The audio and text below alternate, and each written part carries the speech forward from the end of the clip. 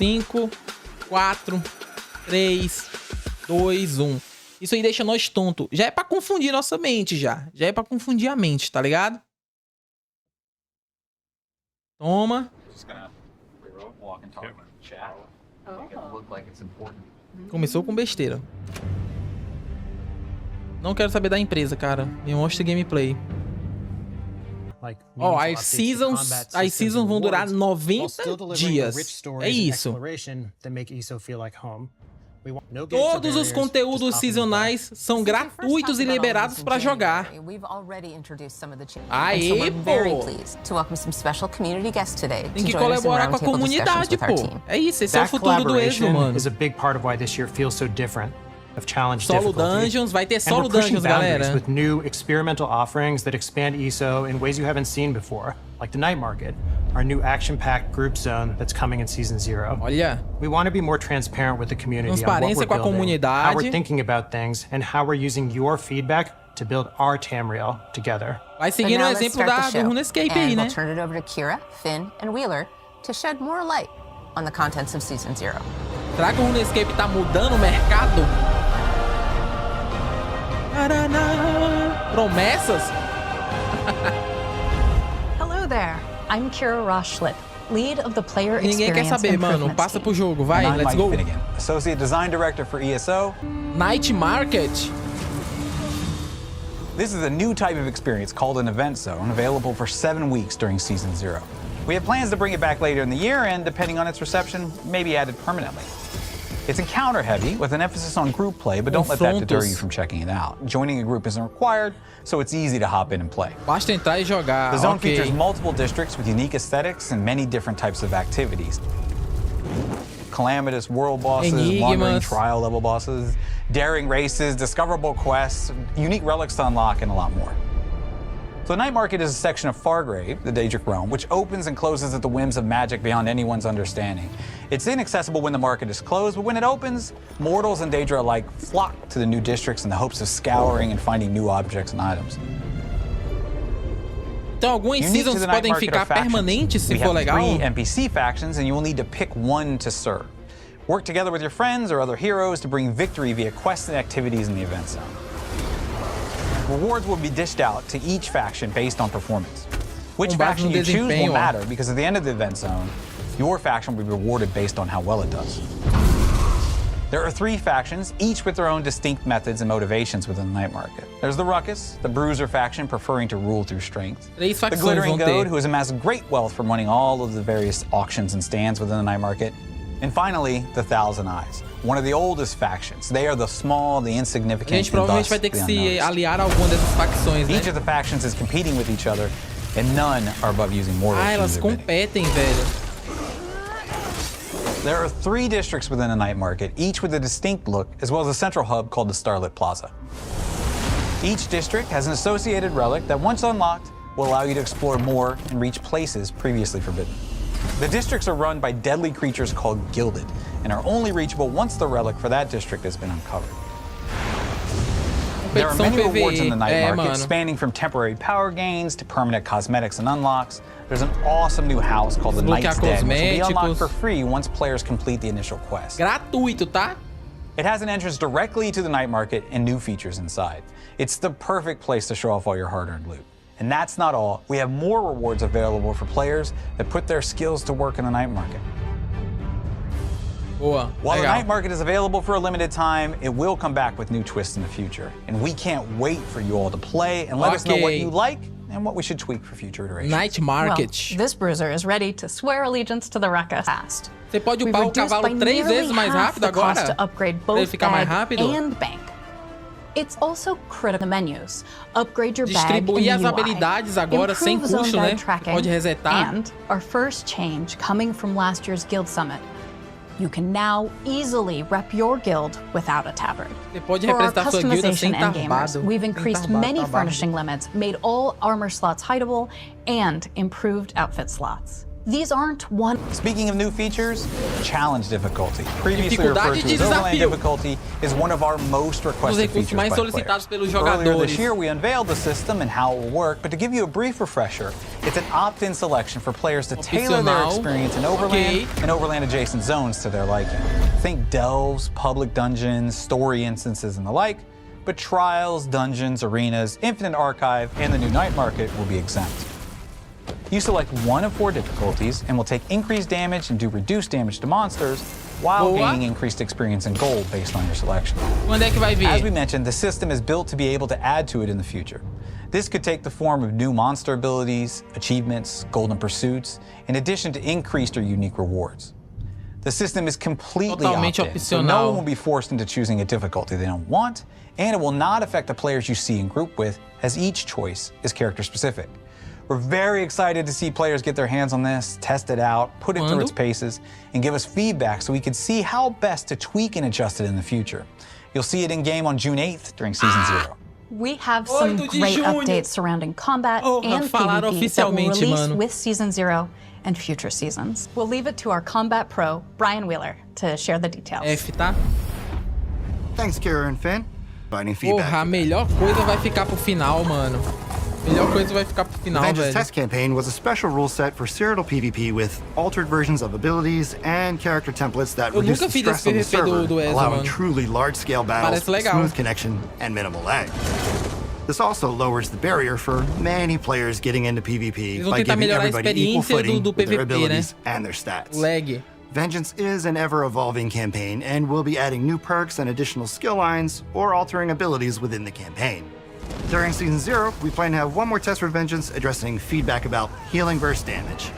We know larger battles of Vengeance can really hinge on whether you have more healing or more damage, which can lead to some prolonged battles where there doesn't seem to be a clear winner. Tem cara aqui da live que ele joga nos Estados Unidos e o ping é 150, mano. And seeing how that plays out on the battlefield, but also on the server. On the tail end of Season 0, there will be a new reward system for players who participate in Cyrodiil, Imperial City, and Battlegrounds. We're calling this Veterancy, and its progression is keyed off alliance points and experience earned in those areas. As you level up in Veterancy, you'll earn new titles, perks, unique weapon and armor visuals, and a few skill styles you won't get anywhere else in ESO. This really gives our PvP players a new progression path and a badge of honor, something our PvP veterans can proudly show off. The rewards will be updated every 6 months, and some will carry over from season to season, giving you a chance to earn them in case you missed that initial drop. We invite everyone to see what's happening on the PvP side of things. Climb the ranks and receive some unique rewards. Also, last year we asked about your feedback on ESO's classes, including pain points and overall thoughts on class identity. As part of our efforts to address that feedback and improve the overall look, feel, and balance of combat throughout 2026, all classes will receive updates that will round out and modernize them in relation to the current state of the game. Olha skin feia. Ah, eles mostram como se essa skin fosse foda, né? On the Dragon Knight in Update 49. This included the video and audio refresh for abilities, but also their functionality to reinforce the Dragon Knight's power fantasy being rooted in the earth and fires of Tamriel. Also note, players can earn a full set of blue skill styles for Dragon Knight abilities in Season 0. In U49, the two-handed weapon skill line has been updated with new effects, animations, and audio adjustments to really emphasize that weight and force. There'll be more changes to weapon lines in the future to update their animations and effects as well.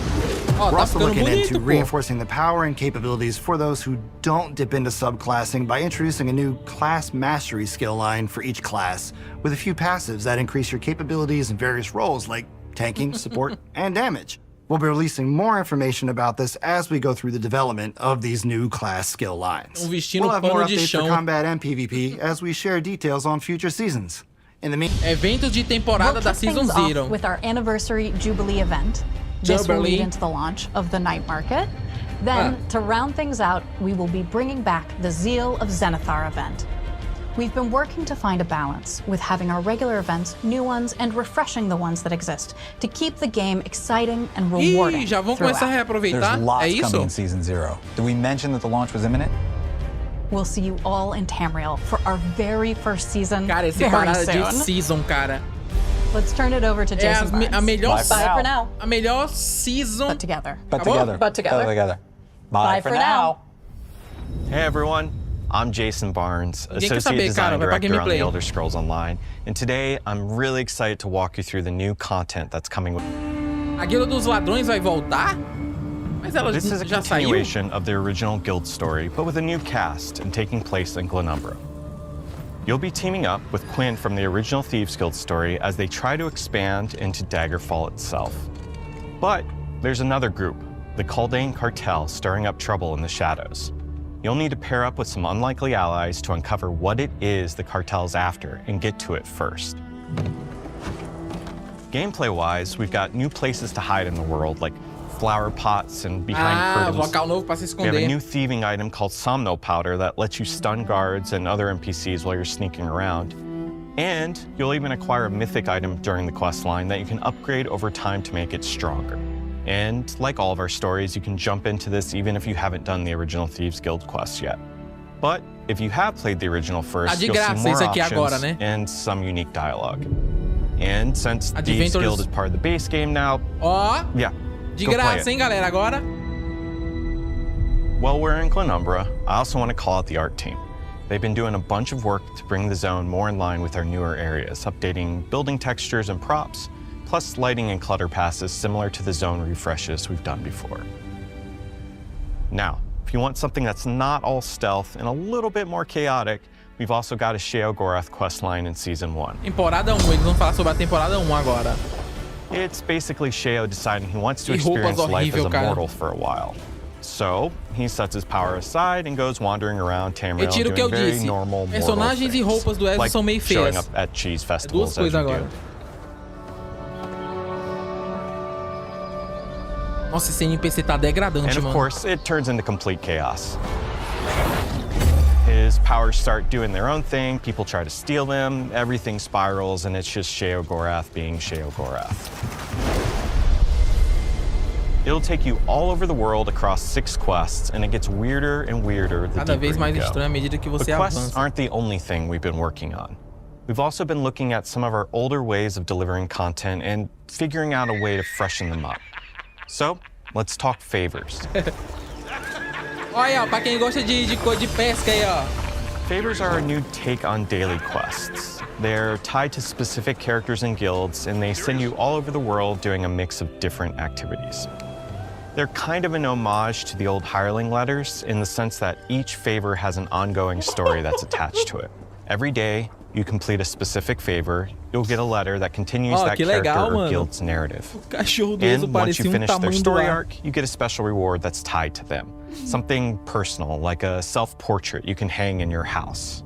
It's also a fun excuse for us to bring back characters you haven't seen in a long time and check in on what they've been up to. People like Tellinger the Artificer, Holgren One-Eye, and lots of others. And then there's something totally new. Completamente novo, ó. Rumores, ó. Bagulho completamente novo, guys. Think of rumors as optional narrative scavenger hunts hidden out in the world. Ué, mas isso já You'll find a tem. rumor, get a set of clues, and then it's on you to follow the trail and figure out what's really going on. To help, there's going to be a new rumor section in your journal where you can track the clues you've collected and reference them as you go along. But it's old school in the best way possible. There's no UI telling you exactly where to go or who to talk to. You get the goal, you get the clues, and then you go solve it. Ok. It honestly feels a bit like classic Morrowind questing from Test 3. You're using your brain to figure things out, or search engines and wikis once those come out for those who just want to get things done, and that's fine too. One final note on rumors is some even have multiple endings. But if you pay really close attention, you can uncover that there's a whole nother layer that changes how you see the whole story. Toma, toma, toma, toma. Next up, because I have even more to talk about, dynamic world events. Eventos de Dynamic mundos world events dinâmicos. pull from a few things we already know that players like. It's a combination of bigger public challenges like Hero Storms and Dark Anchors, as well as finding these interesting little moments that you stumble across out in the wild. Tem que melhorar. Like the mage stuck in a bubble in Solstice, or the frog that just straight up eats a dude as you walk by them. Dynamic world events can pop up across the world, They scale based on how many players jump in, and they have several stages that you work through to succeed. And they're not just kill stuff until a boss spawns either. We've got different sizes of events and different goals within each of them. You might be rescuing animals in danger, or defending a farm under attack, or even teaming up to hunt down an epic vampire that's causing trouble all across the zone. And this is just the starting point. Dynamic world events aren't a one-and-done season one thing. We want to keep expanding this system as we go forward, so keep an eye out. And finally, the last thing I'm going to cover today, because we've covered a lot, is something called the Sage's Vault. Sage's Vault. The Sage's Vault is this space between realms that safeguards Sage Vornet's most prized possessions. And it's something you're going to learn a lot more about during the new Thieves Guild story. To get in, you're going to need to track down nowhere keys all out in the world. Okay. You'll earn these by doing some of the new activities in Season 1, as well as some other means. Now, once you're inside, you're going to have 3 wings that you can tackle in whatever order you want. Each wing is made up of a series of rooms, and the order of those rooms, with some of the elements inside of them, are all randomized, so each run feels different and distinct. But here's the important part. This content isn't about damage numbers or perfect gear sets. Each room is built around puzzles, traps, stealth, and even some pretty wild traversal challenges that the team's cooked up. A big part of this experience is uncovering secrets in each of the individual rooms and then realizing how those secrets connect to the other rooms. The vault itself is one giant puzzle, and you're trying to piece it together over time to unlock its best rewards. And because we know randomization can get frustrating when you're trying to learn a space like this, we've built in a checkpoint style system as well, full of challenges we haven't really done before, and we're really thrilled for players to get in and check it out. Ok. Cara, quando sair a dificuldade, mano, vai ser dos melhores jogos, cara. About how new story content's going to work with seasons. And I really hope we answered at least some of that today. I also know people are wondering if we're still doing new zones. What I can say is this: in addition to everything in Season 1, we're really hard at work on a new zone that's built around a stronger sense of exploration and discovery, and not just a templated list of things to do. That's it for me today, and thank you for hanging out, and please enjoy the rest of the show. Chora não! Hey everyone, I'm Amethyst Begley, Senior Content Producer, and a new face here. Thanks so much for joining us today as we share exciting details coming to type of event that introduces naval combat elements, undersea exploration, and various oceanic encounters. We're talking ship battles, deep-sea fishing, maybe even puzzles and combat sequences on the ocean floor. No matter your playstyle, solo or group-based, this event is poised to bring you fun and challenge. Solo em grupo. If you like high seas adventures, unique underwater locations, and of course, pirates, you'll want to dive in when it launches. From swashbuckling to dungeon crawling, get ready for solo dungeons. Masmorras solos. For this highly requested content, we're rolling out versions of previously released dungeons reimagined for solo players and players with companions, beginning with 2 solo dungeons: Moonhunter Keep and March of Sacrifices. You said you'd love to experience the story of dungeons without a rushed pace that often accompanies group play. We heard you, and this is the perfect way to do that. For those that want a more casual story experience, you can jump right in and experience the story solo or with your companion. For those who seek out a challenge, there are opt-in mechanics at the entrance to make your run a bit spicier. And on the rewards front, there will be new monster masks and other cosmetic items for solo dungeon completion. Last thing from me, fans of Trials and ESO, rejoice. Our development team is cooking up a new one for this year. Crimson Velt, our first base game trial in 12 years, is set in a section of Hircine's hunting grounds. It's the familiar gameplay you've come to love with ESO Trials, but also some new wrinkles to challenge folks. Hard mode, base pop. That's right, we heard your feedback and are incorporating this feature into Crimson Velt. Stay tuned to the ESO website and social channels for updates and more details on everything coming soon. And with that, we're almost at the end of the show. But we have a couple last things we want to talk about. ESO será lançado para o PC so if you're a PC pelo or a Game handheld Pass player, you'll have a new way available to explore Tamriel. Lastly, we have something very special we want to share today. It's time for a little bit E of a se o weather Game report, Pass Nick. foi mais barato que a So later mensalidade? this year, you can expect storms to gather across some of the coldest, most wintry regions of Tamriel. You'll discover exactly what these storms are building towards as we explore an iconic region never before explored in ESO. So prepare yourself for what's coming in our first season Caraca, of 2027. Skyrim season in ESO. I'm incredibly excited for Temporada this, de not just for the Skyrim. location, but for our first ever excursion zone and the team's new take on what a zone can be. And with that, we're wrapping up this year's ESO Seasons Direct. A very special thanks to all of you who've joined us today and for being part of this community. Let's build our Tamriel together.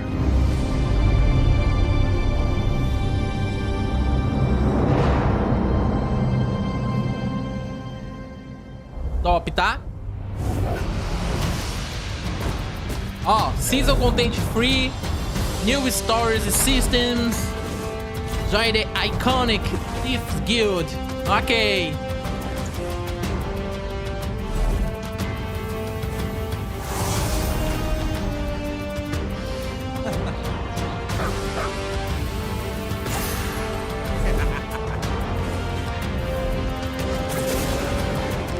Nossa, mano.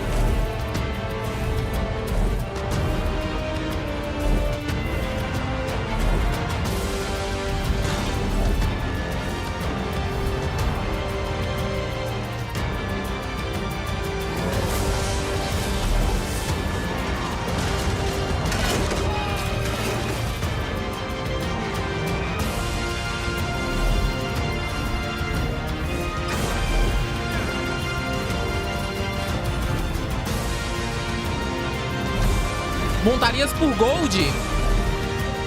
A montaria tá por Gold agora, galera. Nos NPC.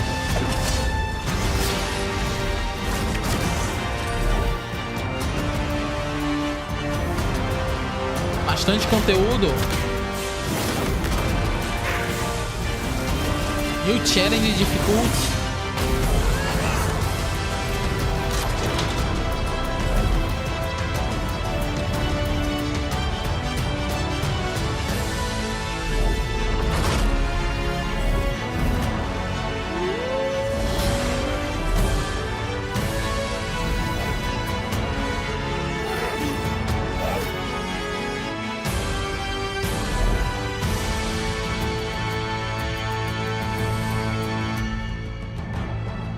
É isso, mano.